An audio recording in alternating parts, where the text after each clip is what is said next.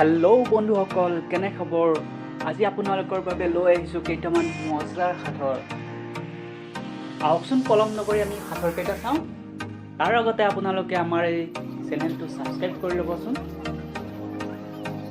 আপোনালোকে প্ৰতিটো সাঁথৰ বাবে পাব 10 ছেকেণ্ড সময়। প্ৰথমটো সাঁথৰ হৈছে সেইটো কি বস্তু যিটো আমাৰ সন্মুখত থাকে কিন্তু আমি দেখা নাপাওঁ। ভাবকচোন।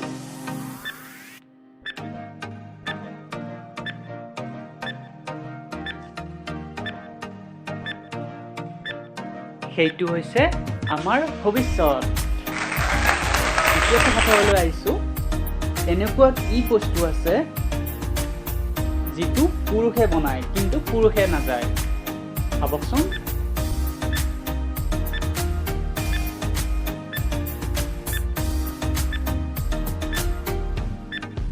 সময় সমাপ্ত। আপুনি কি ভাবিছিলে বাৰু? ইয়াৰ উত্তৰটো হৈছে লেডিজ টয়লেট। তৃতীয়টো সাঁথৰলৈ আহিছোঁ। কাম কৰে সুৰেৰে নহয় কিন্তু হাতী, কৰে আনৰ উপকাৰ তথাপিও খাই লাঠি। লাঠি মানে হৈছে গৰুৰ। ইয়াৰ উত্তৰটো ভাবকচোন।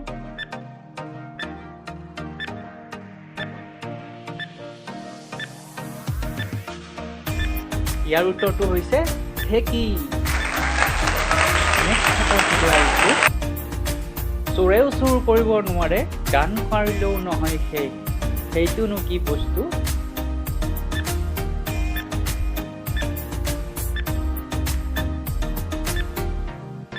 ইয়াৰ উত্তৰটো হৈছে বিদ্যা বা বুদ্ধি।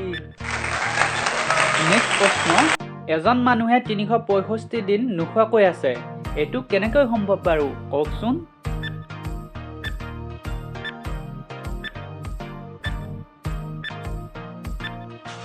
কাৰণ তেওঁ ৰাতি ভালকৈ শুৱে, দিনত নুশুলেও হয়। আমি প্ৰশ্নটোত দিনত খোৱাৰ কথাহে কৈছিলোঁ। নেক্সট প্ৰশ্ন আপোনালোকৰ বাবে।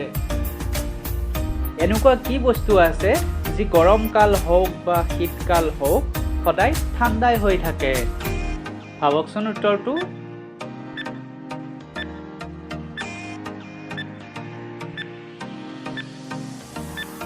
সময় সমাপ্ত। ইয়াৰ শুদ্ধ উত্তৰটো হৈছে বৰফ। বৰফ সদায় ঠাণ্ডাই হৈ থাকে। নেক্সট প্ৰশ্ন। কি বস্তু মাজৰাতি আহে আৰু মাজৰাতিয়ে গুচি যায়? ভাবকচোন প্ৰশ্নটোৰ উত্তৰ।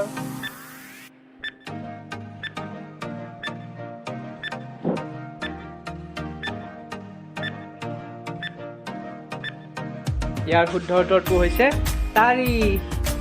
আমি সকলোৱে জানো তাৰিখ ৰাতি 12 বজাত সলনি হয়। সেয়া মাজৰাতি আহে আৰু মাজৰাতিয়ে গুচি যায়। নেক্সট সাঁথৰটো হৈছে ডুবিয়াই যায় বগা নাৰিডাল উলিয়াই যায়। উত্তৰটো ভাবকচোন।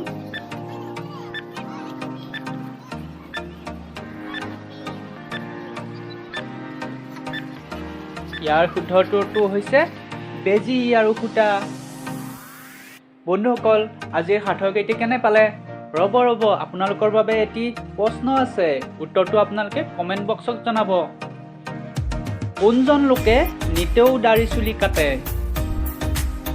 ইয়াৰ উত্তৰটো আপোনালোকে কমেণ্ট বক্সত জনাবচোন।